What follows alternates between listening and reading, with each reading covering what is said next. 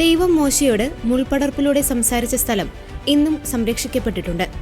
ആഗോള സഞ്ചാരികളുടെയും ചരിത്രകാരന്മാരുടെയും ശ്രദ്ധാകേന്ദ്രമാണ് ഇന്ന് ഇവിടം.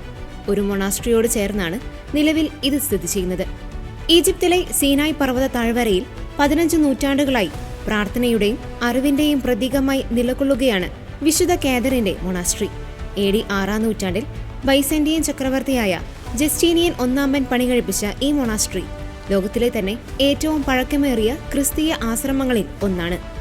ബൈബിൾ ചരിത്രപ്രകാരം മോശയ്ക്ക് മുന്നിൽ ദൈവം പ്രത്യക്ഷപ്പെട്ട കത്തുന്ന മുൾപടർപ്പ് സ്ഥിതി ചെയ്യുന്ന ഇടത്താണ് ഈ മൊണാസ്ട്രി സ്ഥിതി ചെയ്യുന്നതുകൊണ്ട് തന്നെ വലിയ ചരിത്ര പ്രാധാന്യം ഈ മൊണാസ്ട്രിക്കുണ്ട്. വത്തിക്കാൻ ലൈബ്രറി കഴിഞ്ഞാൽ ലോകത്തിലെ ഏറ്റവും വിപുലമായ പുരാതന കയ്യെഴുത്തു പ്രതികളുടെ ശേഖരം ഇവിടെയാണുള്ളത്. ബൈബിളിന്റെ ഏറ്റവും പഴയ പതിപ്പുകളിലൊന്നായ കോഡെക്സ് സിനൈറ്റിക്കസ് ഇവിടെ നിന്നാണ് കണ്ടെത്തിയത്.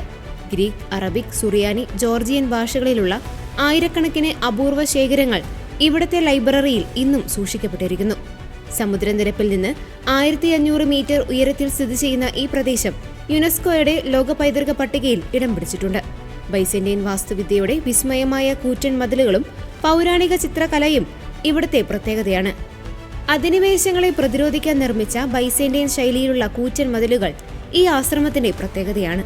സീനായ് പർവ്വതത്തിന്റെ മുകളിൽ നിന്ന് സൂര്യോദയവും അസ്തമയവും ആസ്വദിക്കാനെത്തുന്ന സഞ്ചാരികൾക്ക് ഒഴിച്ചുകൂടാനാവാത്ത സന്ദർശന കേന്ദ്രമാണ് ഈ സ്ഥലം.